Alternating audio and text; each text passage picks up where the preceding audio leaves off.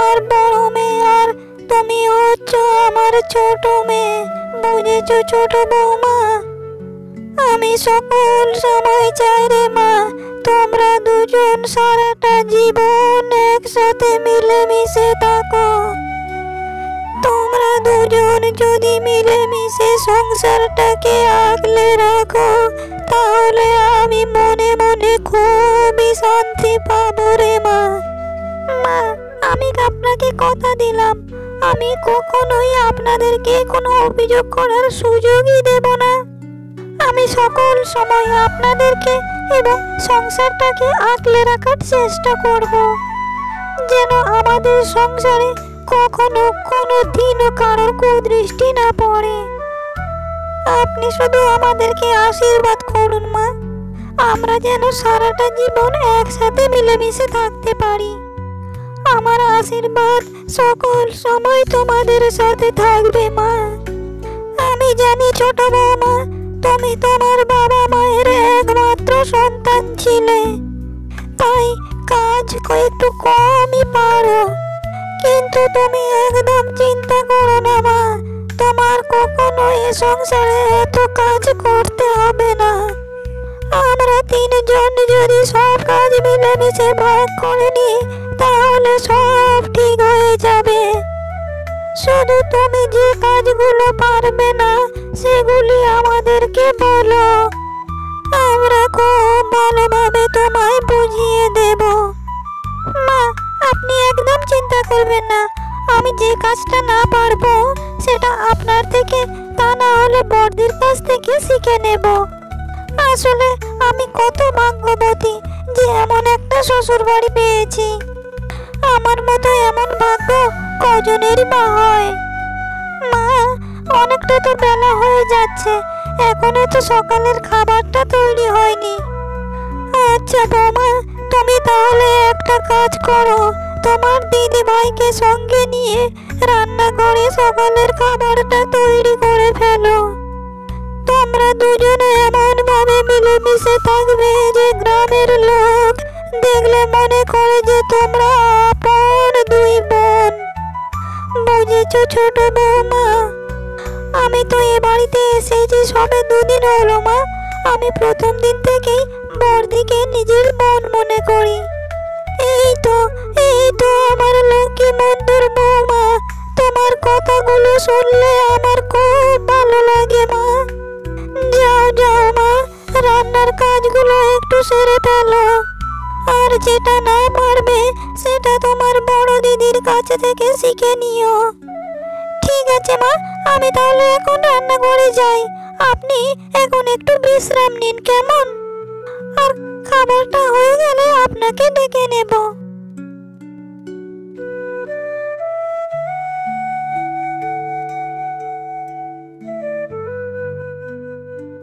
ও মা, দিদি ভাই তুমি এখানে, আর আমি সারা বাড়ি তোমাকে তন্ন তন্ন করে খুঁজে বেড়াচ্ছি। দিদি, তোমার কি মন খারাপ? তুমি এখানে এইভাবে এই গাছতলাতে বসে আছো যে? তোমার চোখ মুখটা তো কেমন লাগছে, মনে হয় তুমি কোনো বিষয় নিয়ে খুব চিন্তিত আছো। কি হলো দিদি ভাই, তুমি কিছু বলছো না যে? কথা বলো আমার সাথে। কিছু হয়নি আমায়, তুই বল কি জন্য এসেছিস? তোর জন্য কি আমি গাছতলায় বসে থাকতে পারবো না নাকি? সব কিছুর উত্তর তোকেই দিতে হবে। বউ হয়ে এসেছিস এ বাড়িতে, বউয়ের মতো থাক। শাশুড়ির মাকে তো দুদিনের মধ্যেই গিলে ফেলেছিস। আমার কাছে এসে তোকে আর আধিক্যতা দেখাতে হবে না। তুই তোর মতো থাকবি আর আমি আমার মতো থাকবো। দিদি ভাই, এ তুমি কেমন কথা বলছো? আমি আমার মতো আর তুমি তোমার মতো মানে? তুমি কি আমাকে এ বাড়ির বউ হিসেবে মানতে পারছো না দিদি ভাই?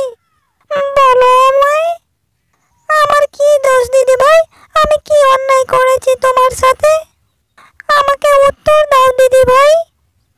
আচ্ছা, তুই আমাকে একটা কথা বলতো, তুই নিজেকে কি ভাবিস? গায়ের রংটা একটু সাদা বলে তুই কি ভাবিস কি নিজেকে? তোর ওই সাদা চামড়া চেহারা দিয়ে তুই তো বাড়ির সবাইকে বশ করে নিয়েছিস। আমাকে কিন্তু বশ করতে চাস না, তাহলে কিন্তু খুব খারাপ হয়ে যাবে বলে দিচ্ছি। আমি তোর সাথে কোনো ফালতু কথা বলতে চাই না। যেটা বলতে এসেছিস সেটা বলে এখনই এখান থেকে বিদায় হ। দিদি ভাই, মা বললেন কি আমাকে আর তোমাকে মিলে সকালের খাবারটা রান্নাঘরে গিয়ে বানাতে। এখনো সকালের খাবারটা বানানো হয়নি। তুই কি এ বাড়ির ছোট বউ না এই বাড়ির মেয়ে বলতো? কিছুই কি শেখায়নি তোর বাবা মা? কতবার কতবার দেওর আর শাশুড়ি মাকে বুঝিয়েছিলাম যে সুন্দরী সাদা চামড়া থেকে বউ এ বাড়িতে এনো না। আগে দেখো তোমরা মেয়ে রান্না বান্না পারে কিনা, ঘরদোর সামলাতে পারবে কিনা, কিন্তু এখন বুঝতে পারবে তারা। আচ্ছা দিদি ভাই, তুমি একটা কথা বলো তো, আমার জায়গায় যদি তোমার নিজের ছোট বোন হতো তাহলে কি তুমি এমন কথা কখনো বলতে পারতে? তুমি কখনোই বলতে পারতে না দিদি। এসব আবেগের কথা বলে কোনো লাভ নেই। শোন, তুই এখন রান্নাঘরে গিয়ে রান্নাটা সামলা। আমি পুকুর ঘাটে যাচ্ছি, একটু জল নিয়ে আসি। ঘরে এক ফোঁটাও জল নেই।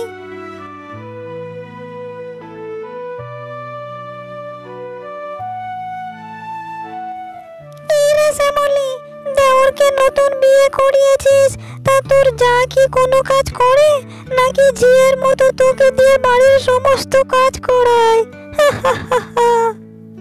আমি যতটুকু শুনলাম তোর যা নাকি খুব সুন্দরী, একদম রাজকন্যার মতো দেখতে। তা তোকে দেখে হিংসে করে নাকি তোকে ভালোবাসে? আর কাজ যে রূপ, এই রূপ নিয়ে সে কি কোনো কাজ করবে? এটা আমার বিশ্বাস হয় না। এই ছোট বউকে এনে এ বাড়িতে কি লাভ হলো আমার? আমার একার তো সব কাজ করতেই হচ্ছে। সে শুধু বসে থাকে আর শাশুড়ির সাথে গল্পগাল করে। আমার পোড়া কপালে শান্তি বলতে আর কিছুই নেই, শুধু অশান্তি আর অশান্তি। আমি কতবার করে শাশুড়ি মাকে বলেছিলাম একটা গুণবতী মেয়ে দেখে দেওরকে বিয়ে করাও, যে বাড়ির সকল কাজকর্ম করতে পারবে, কিন্তু তারা আমার কথাটা শুনলো কোথায়? আরে তোর ভাগ্যটা কতই খারাপ, মানুষের যা আসে তার কাজে একটু সাহায্য করার জন্যে, যেন তার কাজের খাটুনি একটু কমে যায়, কিন্তু তোর খাটুনি আরো বেড়ে গেল রে। এইভাবে তুই বাঁচতে পারবি বলতো? আমি বাঁচতে পারবো কিনা তা বলতে পারছি না, তবে ওই মেয়েটিকে আমি ভালোভাবে বাঁচতে দেব না। সকল সময় আমি ওকে এমন অশান্তিতে রাখবো যে সকল সময় ও শুধু কাঁদতেই থাকবে আর কাঁদতেই থাকবে।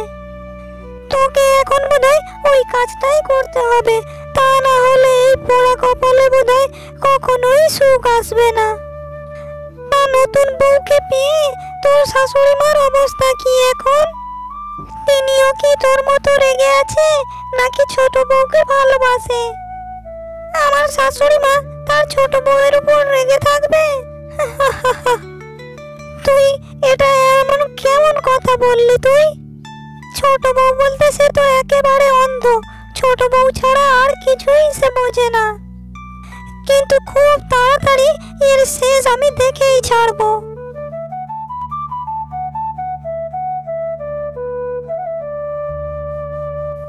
আরে ছোট বৌমা, রান্নাঘরে তুমি একা যে, বড় বৌমা কোথায় গেল? তাকে যে দেখতে পাচ্ছি না। বড় বৌমাকে তো আমি কাল থেকে বলছি যে তুমি একটু কাজ কম পারো, তাই সব কাজে তোমাকে একটু সাহায্য করতে, কিন্তু আমার কথা যে বড় বৌমা শুনছেই না। মা, আপনি এত ব্যস্ত হবেন না, দিদিভাই পুকুর গাছে গেছে একটু জল আনতে। মা, আমি যতটুকু নিজে নিজে পারছি তা আমি করার চেষ্টা করছি। আপনি কোনো চিন্তা করবেন না, আপনি শুধু আমাকে এইটুকুই বলুন যে ডাল কিভাবে রান্না করে। ডাল কিভাবে রান্না করতে হয় তা আমি একদম ভুলে গিয়েছি মা। তোমাকে এখন ডাল রান্না করতে হবে না মা, তুমি যেটাই পারো তুমি সেইটুকুই করো। ডাল নয় বিকেলেই করবে, কিন্তু বড় বৌমার জল আনতে এত দেরি হচ্ছে কেন এটাই তো বুঝতে পারছি না আমি। আর যেদিন থেকে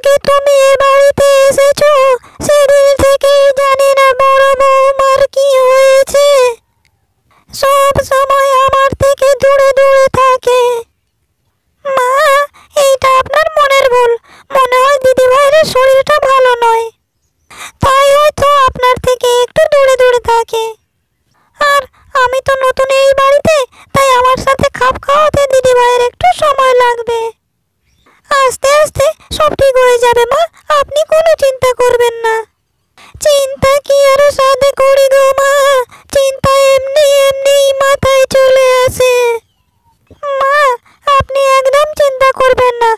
আপনি দেখবেন একদিন দিদিভাইয়ের সাথে আমার এমন সম্পর্ক হয়েছে, আমরা এক মায়ের পেটের বোনের মতো হয়ে থাকবো, যা দেখলে আপনি বিশ্বাসও করতে পারবেন না। আমি এই ছোটকে একদম সহ্য করতে পারছি না। এভাবে যদি আমি থাকি তাহলে আমি একদম পাগল হয়ে যাব। ছোট আসার আগে আমার সংসারটা কত সুন্দর ছিল। আমার শাশুড়ি মা আমাকে কত ভালোবাসতেন, কিন্তু এখন শাশুড়ি মা সকল সময় ছোট বৌমা নাম জপ করে। যেভাবেই হোক আমাকে ওই কাল লাগেনিকে এই বাড়ি থেকে তাড়াতেই হবে, আর তা না হলে আমার সংসারে কোনো দিনও শান্তি আসবে না। যা যা কাল লাগেনি, আজ তোকে ছেড়ে দিলাম, কাল তুই দেখতে পাবি আমার খেলা। আমি তোর সাথে এমন খেলা খেলবো যে তুই এই বাড়ি ছেড়ে চলে যেতে বাধ্য হবি। আমার সুখের সংসারে তুই আগুন জ্বালাতে এসেছিস, তাই না? কাল তোর সারা শরীরেই আমি আগুন লাগিয়ে দেব।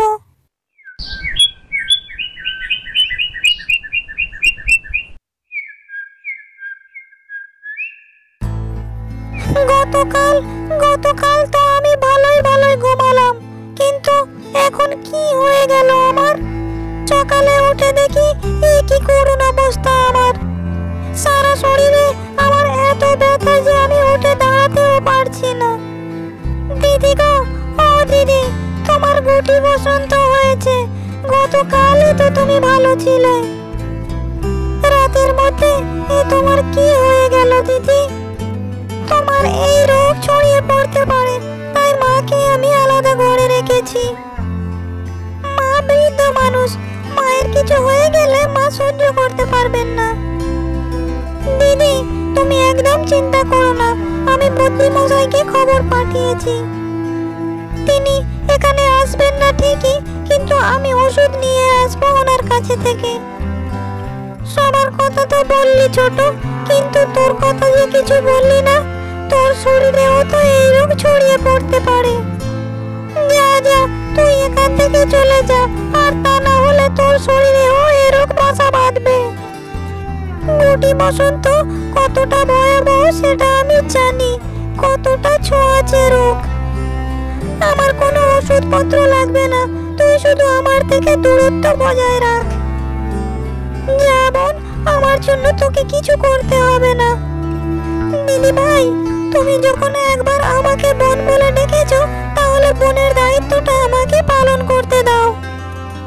আমাকে তোমার সেবা করতে দাও দিদি ভাই, তুমি না করো না। আমি তোমার দুটি পায়ে পড়ি দিদি ভাই, আমি যদি তোমার সেবা না করি তাহলে কে তোমার সেবা করবে বলো তো? তোর কথা শুনে আমার বুকের ভিতরটা ঝড় বইছে। হায় রে, আমি কার সাথে এতদিন খারাপ ব্যবহার করেছি। আমার পোড়া কপাল, আমি সব দিক দিয়েই হতভাগিনী। আরে রানুদি, তুমি হঠাৎ এখানে এতদিন পরে কোথা থেকে এলে বলো তো? কতদিন হয়ে গেল তুমি আমাদের বাড়িতে আসো না, আমাদের সাথে কথা বলো না। এসো দিদি, বাড়ির ভিতরে এসো, দূরে দাঁড়িয়ে রয়েছো যে। আমার বয়েই গেছে, আমি তোদের বাড়িতে যাই আর আমার ওই ছোঁয়াচে গুটি বসন্ত হোক, তাই না? তোকে আমি কিছু কথা বলতে এসেছি, তাই কথাগুলি বলেই আমি এখান থেকে চলে যাব। আমার এক রত্তি বসারও জো নেই। আমি শুনেছি যেদিন থেকে তোর বড় যা অসুস্থ হয়েছে, সেদিন থেকে তুই না খেয়ে না ঘুমিয়ে তোর বড় জায়ের সেবা করে যাচ্ছিস। এটা কি ঠিক কাজ করছিস তুই? এটা তুমি কেমন কথা বলছো গো রানু দিদি? আমার বড় যাকে আমি সেবা করব না তো তার কে সেবা করবে? যতই যাই হোক, সে আমার বড় যা, আমার বড় বোনের মতো। তুই কি জানিস তোর ওই বড় যা গ্রামের লোকের কাছে তোর নামে কত খারাপ খারাপ কথা বলেছে? তুই কি জানিস তোর বড় যা কত চেষ্টা করেছে তোকে এই বাড়ি থেকে তাড়ানোর? তোর ওই বদমাইশ যাকে তুই একদম সেবা করবি না, বুঝেছিস? রানুদি, আমি যদি দিদি ভাইয়ের মতো হয়ে যাই তাহলে দিদি ভাই আর আমার মধ্যে পার্থক্যটা কোথায় রইল? তুমি এখন এসো রানুদি, আমার অনেক কাজ রয়েছে। তুমি দিদি ভাই যখন ভালো হয়ে যাবে তুমি তখন এসো। আমি যাই দিদি, কেমন? আরে বিধাতা, তুমি কেন আমার দিদিকে এত কষ্ট দিচ্ছ? দিদিকে এত জড়িবুটি এত ওষুধপত্র খাওয়ালাম কিন্তু কিছুতেই যে কিছু হলো না। দিদির সুস্থ হওয়ার কোনো লক্ষণই তো দেখতে পাচ্ছি না, বরঞ্চ দিনে দিনে আরো শরীর খারাপ হয়ে যাচ্ছে। না না না না না, যেভাবেই হোক আমাকে কিছু একটা করতেই হবে। দিদিকে সুস্থ করার একমাত্র উপায় হচ্ছে ওই সাধু বাবার জঙ্গল। আমি নিশ্চিত ওই সাধু বাবার কাছে গেলে নিশ্চয়ই একটা উপায় পাওয়া যাবে। এটা চিন্তা ভাবনার একদম সময় নয়, আমি এক্ষুনি ওই সাধু বাবার উদ্দেশ্যে রওনা দেব। কে মা তুমি? এই গভীর জঙ্গলে তুমি কি করছো? আর তোমার চোখে জল কেন? তোমার কি সমস্যা আমাকে খুলে বলো। সাধু বাবা, আমার দুঃখের কথা কি আর বলবো তোমায়। আমার বড় যা মানে আমার দিদি গুটি বসন্তে অসুস্থ হয়ে খুবই কষ্ট পাচ্ছে। ডাক্তার বুদ্ধি দেখিয়ে তাতে কোনো লাভই হচ্ছে না। তাই তোমার কাছে এলাম বাবা, দয়া করে তুমি আমাকে ফিরিয়ে দিও না। আমি জানি বাবা তোমার কাছে এই সমস্যার সমাধান হবেই হবে। তুমি আমাকে বলো বাবা, আমি তোমার দুটি পায়ে পড়ি। আমি জানি মা, তুমি অনেক ভালো মানুষ। মা, আমি তোমাকে আশীর্বাদ করলাম যে তুমি বাড়ি গিয়ে দেখতে পাবে যে তোমার বড় যা সম্পূর্ণ সুস্থ হয়ে গেছে। এখন তুমি বাড়িতে চলে যাও আর পরিবার নিয়ে তুমি সুখে থেকো, আনন্দে থেকো। সাধু বাবা কি বলেছে আপনাকে ধন্যবাদ জানাবো সে আমার ভাষা নেই, তবে আপনার এই ঋণ আমি কখনোই ভুলবো না। আমি আসি বাবা, আর আপনিও ভালো থাকবেন। ছোট রে, এই ছোট, আমাকে তুই ক্ষমা করে দে বোন। তুই আসার পরে থেকে আমি তোর সাথে খুব খারাপ ব্যবহার করে চলেছি। মানুষ চিনতে আমি বড্ড ভুল করে ফেলেছি বোন, আমাকে তুই ক্ষমা করে দে। তোকে এই বাড়ি থেকে তাড়ানোর জন্য কতই পরিকল্পনা না আমি করেছিলাম। অবশেষে আমি ভেবেছিলাম তোর গায়ে আমি আগুন লাগিয়ে দেব, কিন্তু এটা আমি ভুলেই গিয়েছিলাম যে রাখে ওপরওয়ালা তার মারে কে। চোখের জল মুছে ফেলো দিদি, আমি তোমাকে অনেক আগেই ক্ষমা করে দিয়েছি। মানুষ মাত্রই তো ভুল করে, তাই না দিদি? তা তুমি ভুল যখন করেছো তার ক্ষমাও তো চেয়ে নিয়েছো, তাই তুমি এখন সম্পূর্ণ নির্দোষ।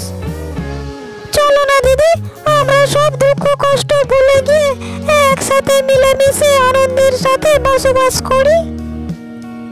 বড় বৌমা, ছোট বৌমা, তোমাদের এই দিনটা দেখার জন্যই বোধহয় আমি এতদিন বেঁচে আছি। প্রথম দিন থেকেই আমি তোমাদের বলছি আমার কোনো মেয়ে নেই, ছেলে দুটো শহরে থাকে, তোমরা দুজনেই হলে আমার মেয়ে। তোমরা দুজনে এখন ঘরে যাও বৌমা, আমি তোমাদের দুজনকে আজ আমার পছন্দ মতো রান্না করে খাওয়াবো। আজ থেকে শুরু হবে আমার নতুন সংসার।